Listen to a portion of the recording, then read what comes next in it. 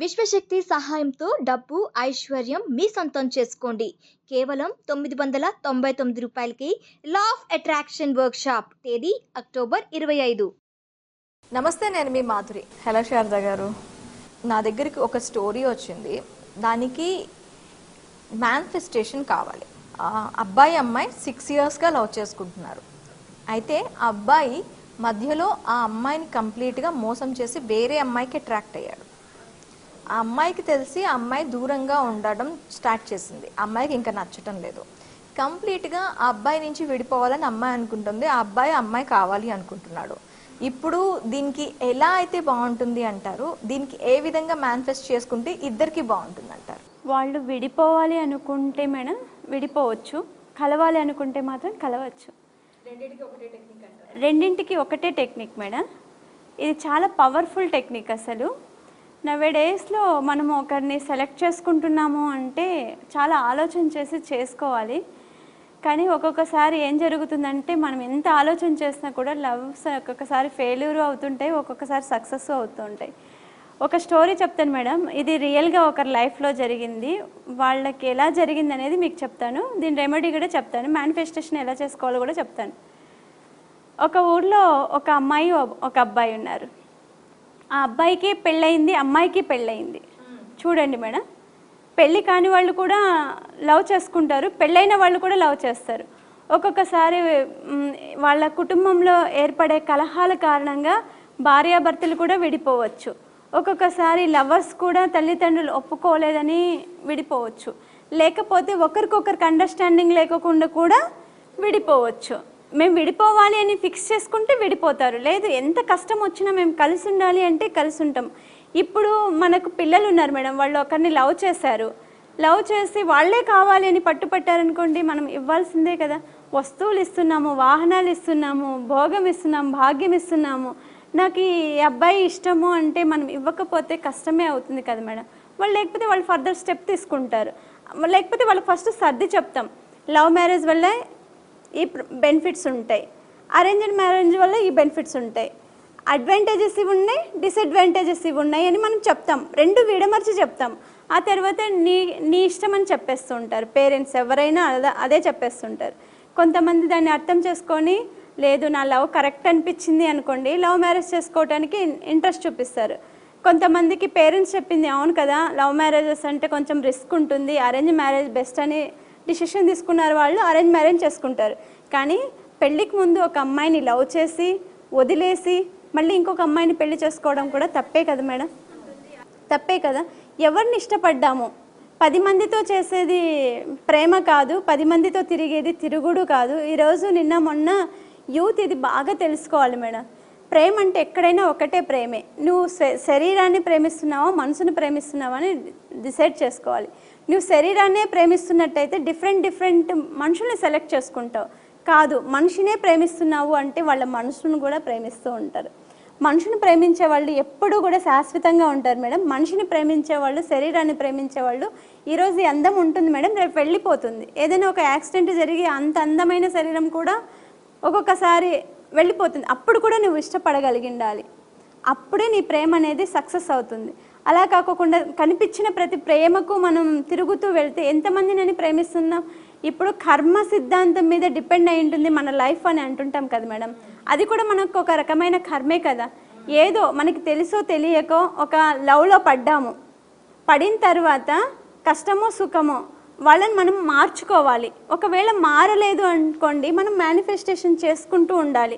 నా భర్త మారాలి, నా లవ్వరు మారాలి, లేకపోతే నా రిలేషన్షిప్ స్ట్రాంగ్గా అవ్వాలి.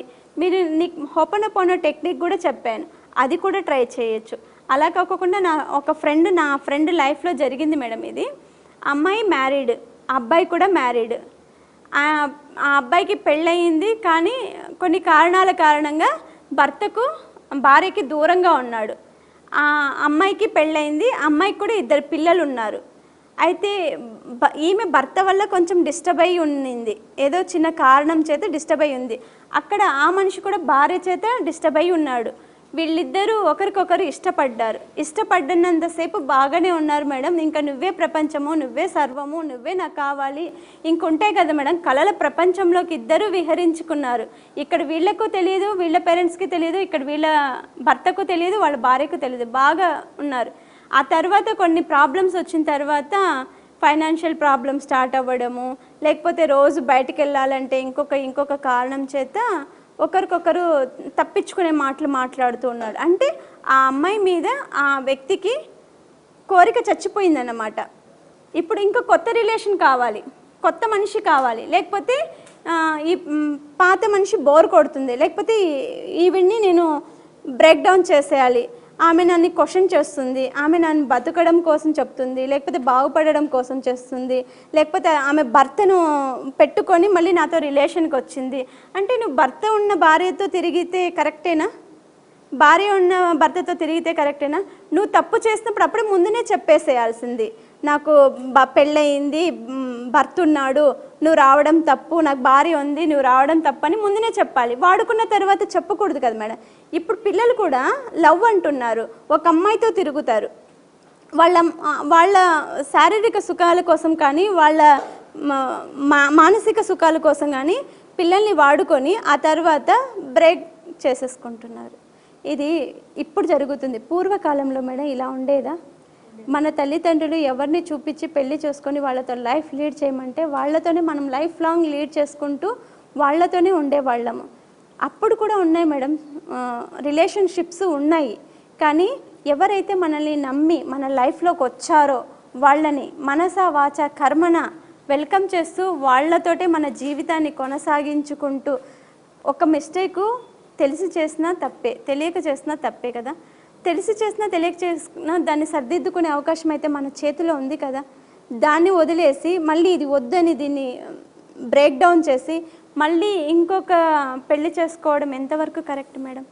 ఇప్పుడు మన ఫిల్మ్ ఇండస్ట్రీలో కూడా చూస్తున్నాం, ఒకరిని లవ్ చేశారు, కొన్ని రోజులు వాడుకున్నారు, మళ్ళీ వాళ్ళు పెళ్ళిళ్ళు చేసుకున్నారు, మళ్ళీ ఆ తర్వాత ఈమె బోర్ కొట్టిందో ఇంకొక రీజను ఆమెను వదిలేసి ఇంకొక పెళ్లి చేసుకోవడము ఇలా చేస్తున్నారు కదా.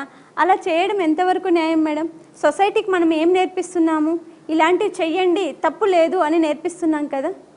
అది తప్పు. ఇప్పుడు మనకి పిల్లలు ఉన్నారు, వాళ్ళు సఫర్ అయినప్పుడు మనకు తెలుస్తుంది కదా మేడం. అది కాదు, నువ్వు భర్త ఉన్నాడా భార్య ఉన్నాడా తెలీదు, నువ్వు లవ్వరా కాదా తెలీదు, ఒక్క మనిషిని నువ్వు ఇష్టపడ్డావు, అది కష్టమో నష్టమో వాళ్ళతో లైఫ్ లీడ్ చేయొచ్చు కదా. ఎందుకు లీడ్ చేయకోకుండా దాన్ని బ్రేక్ చేసేసి మళ్ళీ ఇంకొక దానికోసం పరిగెత్తడం? అక్కడ కూడా బ్రేక్ చేయవని గ్యారంటీ ఏముంది మేడం? ఆమె కూడా నీకు నచ్చాలని గ్యారంటీ ఉంది, ఆ అబ్బాయి కూడా నీకు నచ్చాలని గ్యారంటీ ఏముంది? మనిషి అన్నాక కష్టము వస్తుంది, సుఖము వస్తుంది. ఒకటికి ఇప్పుడు 5 ఏళ్ళు ఉన్నాయి మేడం, మన 5 ఏళ్ళు సమానంగా ఉన్నాయా? లేవు కదా.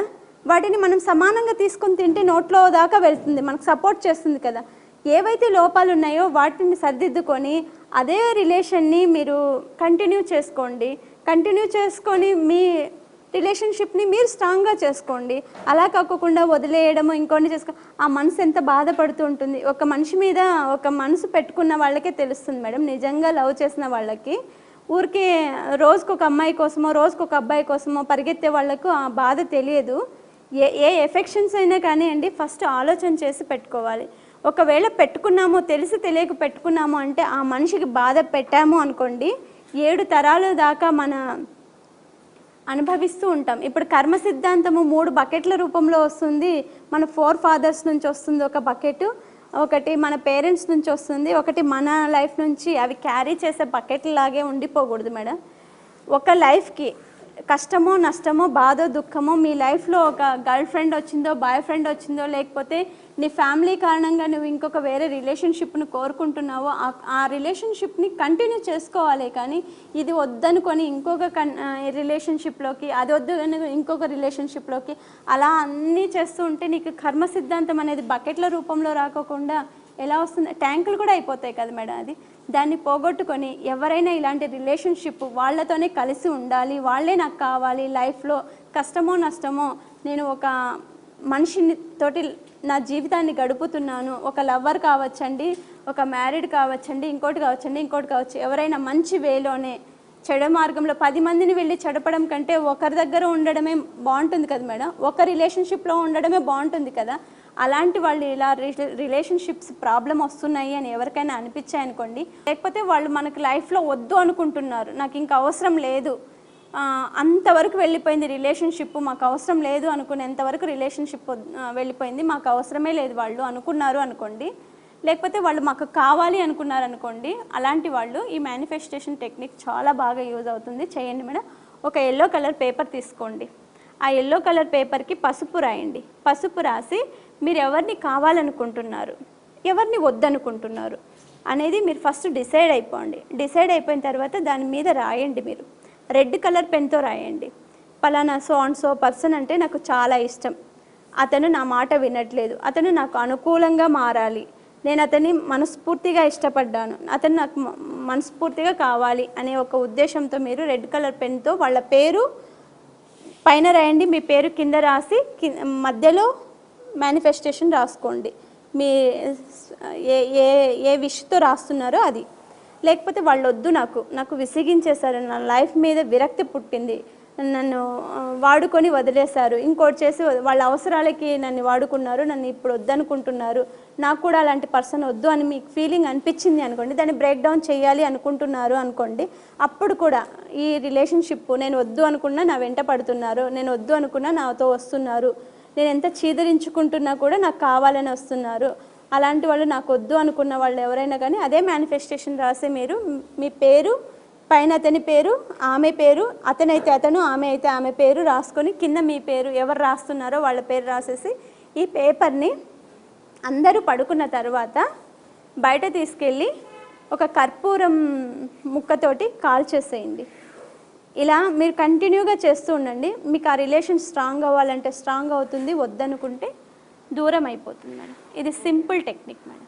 శారద గారు వెబినార్ కండక్ట్ చేస్తున్నారని తెలిసింది. ఈ వెబినార్ ప్రాముఖ్యత ఏంటంటారు? ఈ వెబినార్ చాలామంది కాల్స్ చేస్తున్నారు మేడం, మేనిఫెస్టేషన్ టెక్నిక్స్ నేర్పండి అని చెప్పి చాలామంది మనకి అడుగుతున్నారు. దాంతో ఒక వర్క్షాప్ కండక్ట్ చేస్తున్నాం మేడం. అక్టోబర్ 25కి వెబినార్ స్టార్ట్ అవుతుంది మేడం. 24th లోపల మీరు రిజిస్ట్రేషన్ చేసుకోండి. గూగుల్ ఫామ్ ఫిల్ చేసి మా ఫీజు 999గా కేటాయించాం మేడం. మీకు ఏమైనా డీటెయిల్స్ కావాలంటే కింద స్క్రోల్ అవుతున్న నెంబర్కి కాంటాక్ట్ అవ్వండి madam. Thank you very much.